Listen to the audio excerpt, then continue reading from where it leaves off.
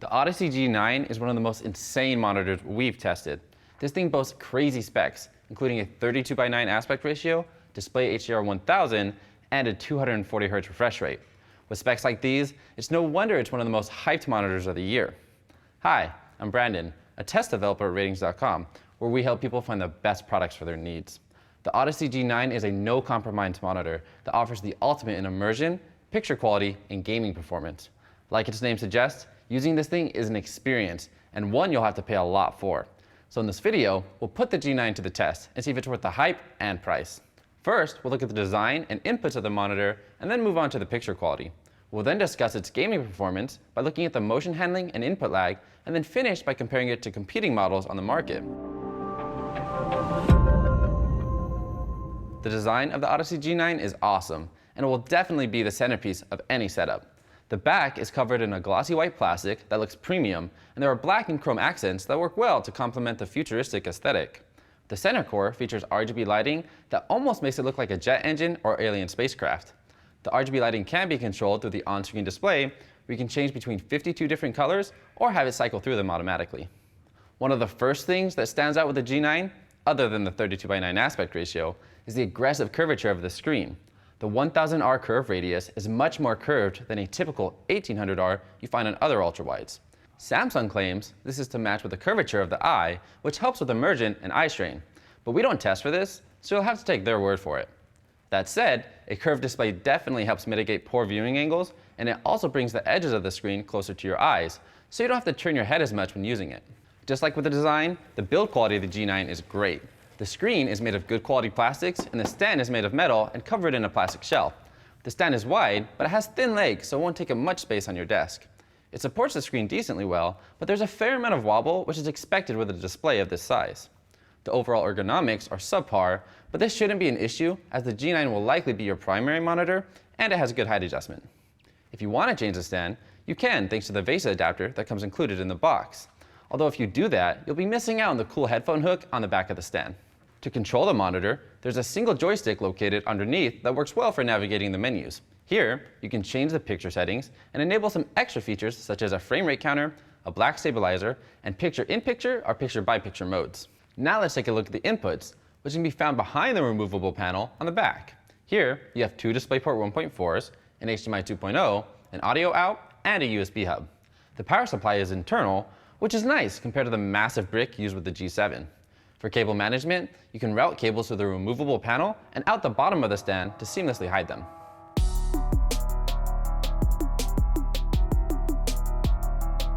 Now let's move on to the picture quality. Since the Odyssey G9 is in a class of its own, there's not much to compare it to, other than Samsung's previous iterations of this monitor. Let's start with the contrast, which is the ratio between the brightest white and the darkest black that a monitor can display. A high contrast ratio would give deep inky blacks that really gives depth to the image and helps bring out details in the shadow. We measured a contrast ratio of about 2200:1, which is pretty decent and better than IPS panels, but not as high as other VA monitors we've tested. But it's close to Samsung's listed spec. So the contrast will look good, but the blacks will still be somewhat grayish in a dark room. The G9 has local dimming, which is a feature that turns on and off individual backlights in the display to improve perceived contrast. However, we found the local dimming implementation to be pretty bad. There are only a few zones along the top and bottom of the display, which creates vertical columns of light when there's an object moving across. This can be very distracting and is quite obvious in our test video. The vertical lighting zones will actually decrease perceived contrast above and below the bright object due to the increased black levels. With our checkerboard test pattern, we measured a contrast ratio of 446:1, which is abysmal, so we recommend keeping this feature off. I should also note that local dimming seems to only work with HDR enabled, as turning it on in SDR basically does nothing. Unfortunately, on top of the poor local dimming performance, our unit also had disappointing black uniformity. There's visible backlight bleed in the outer edges of the display, which is more visible in the full crop of our test image. Enabling local dimming doesn't really improve things, as the vertical bands of light are more distracting than the backlight bleed itself. You can especially see the backlight bleed in our local dimming video when the outer edges get lit up. Be careful not to confuse the reflection of the monitor bouncing off itself as backlight bleed, which you can see on the left side. You likely won't notice these issues if using the monitor in a bright office environment, but if you plan on using it to watch movies or play games in the dark, the backlight bleed can be distracting in darker scenes. It's important to note that black uniformity can vary between units due to manufacturing tolerances. so ours might not be representative of the one you buy. Now let's check out the viewing angles, which is how accurate the image remains when viewed off-center. As expected with the VA panel, the G9 has subpar viewing angles in both the horizontal and vertical direction. Although as mentioned earlier, the aggressive curvature of the display helps mitigate the horizontal viewing angles, so it shouldn't be too much of an issue as long as you don't sit super close to it. The picture still won't be ideal if the display is above or below eye level because of the poor vertical viewing angles. Now that we've gotten the negative aspects of this monitor out of the way, let's move on to the positives, starting with the peak brightness. The G9 has excellent peak brightness in both SDR and HDR content. In SDR, we got a peak brightness of 400 nits in basically all window sizes, so the brightness will be very consistent no matter what content is being displayed.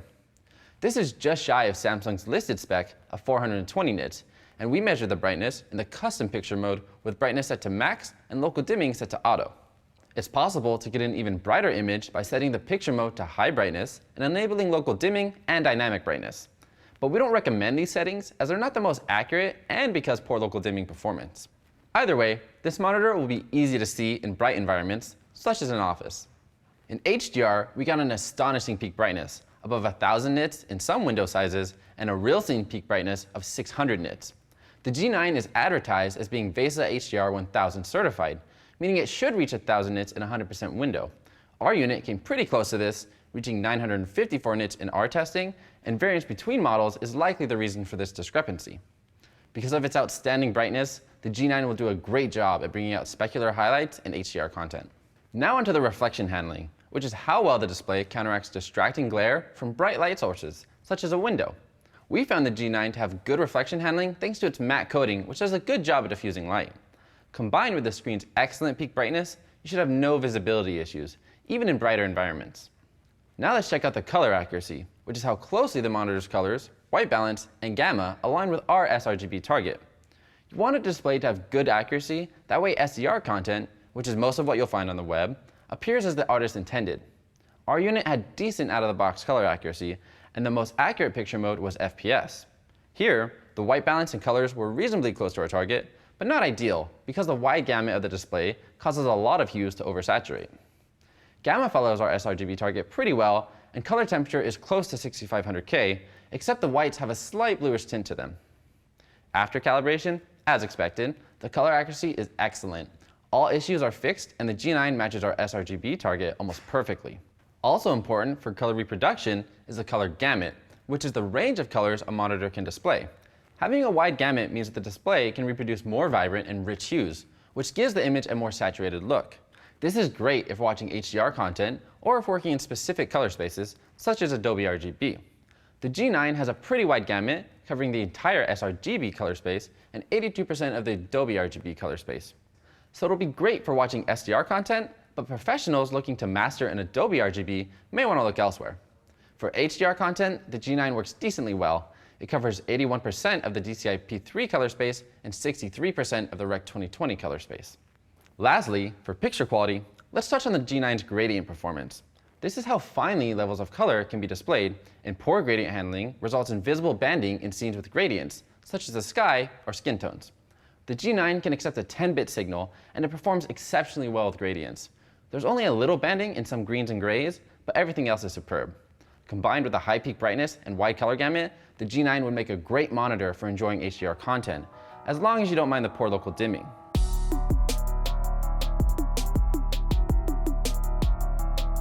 Now onto the motion handling and input lag, which are some of the main attractions of this gaming monitor. Let's start with the response time, or the time it takes for the display to change from one color to the next. A slow response time can result in a blurry trail behind fast-moving objects, also known as ghosting. Ghosting artifacts can be very distracting in games, so you want a monitor with a fast response time. The G9 performs exceptionally well in this regard, especially for a VA panel. At 240 Hz, we measured an average rise fall time of just 1.7 milliseconds and a total response time of 8.2 milliseconds, which is still pretty good. Unlike other VA panels, the G9 exhibits no black level smearing because the darker transitions happen just as fast as any other transition. Unfortunately, there's a lot of overshoot in the rising transitions, but since the total response time is pretty good, this shouldn't be too noticeable in games. The response time at 60 Hz is also fantastic, so there won't be much ghosting if gaming on a console. Now let's check out the input lag, which is the time it takes for a display to process an image. A low input lag is important for gaming, as you'll see the results of your actions faster, making for a more responsive and fluid experience. At 240 Hz, the G9 has an amazingly low input lag of 2.1 milliseconds, so it'll be imperceptible while gaming. However, at 60 Hz, we did notice a weird behavior where the input lag would ramp up over time, reaching upwards of 27 milliseconds. Input lag this high does start to become noticeable, so those using this monitor for console gaming may notice it. Now let's discuss the refresh rate and resolution, and the G9 is a beast. Its resolution is 5120 by 1440, which is essentially two Quad HD monitors combined into one. And on top of that, it's driving all of these pixels at an astonishing 240 Hz. Pushing this many pixels isn't easy. Even though DisplayPort 1.4 offers a ton of bandwidth, it's still not enough to drive this behemoth at its max refresh rate and native resolution. So how do you do that? Well, you need to be connected through DisplayPort to a device that supports display stream compression, or DSC for short.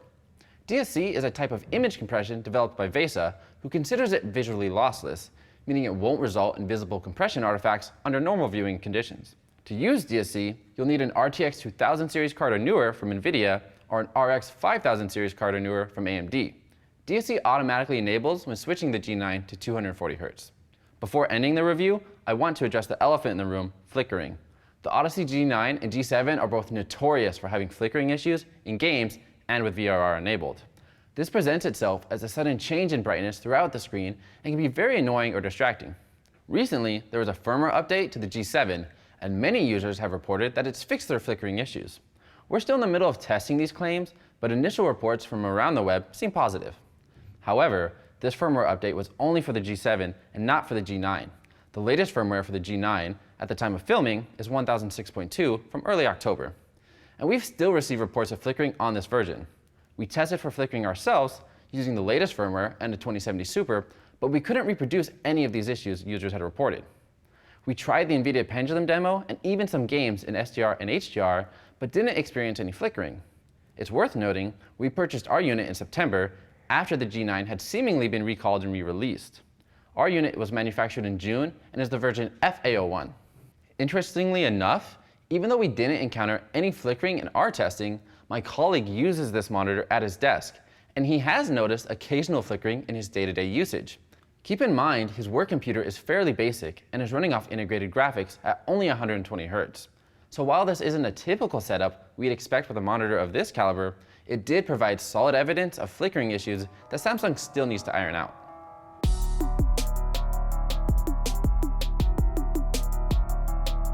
So overall, the Odyssey G9 is a unique and fascinating monitor. No other product on the market offers this combination of size, resolution, and refresh rate into one incredible package. It's a display that excels in both picture quality and motion handling, and its 32:9 aspect ratio gives it the most immersive gaming experience. And while no other monitor offers this type of experience, it's not always a favorable one. Despite having a high peak brightness and a wide color gamut, the G9 has poor local dimming and bad black uniformity, so HDR content won't look the best in dark scenes. The G9 is also plagued with flickering issues that can be a deal breaker to many, so hopefully Samsung can release a patch to fix these issues, like they seemingly did with the G7. Even though the G9 is a unique monitor, there are a couple alternatives to consider, most notably the sRG9. The sRG9 is Samsung's predecessor to the G9, and it too offers a super ultra-wide aspect ratio and great picture quality. Its main drawback is that it's 120 Hz and it has a slower response time, so the image won't be as clear when gaming. That said, almost all other aspects are similar to the G9, and it's a cheaper price. So it's an easy recommendation if you want the immersion of a super ultra-wide, but don't need to be on the bleeding edge of refresh rates. Thank you for watching, and see you next time.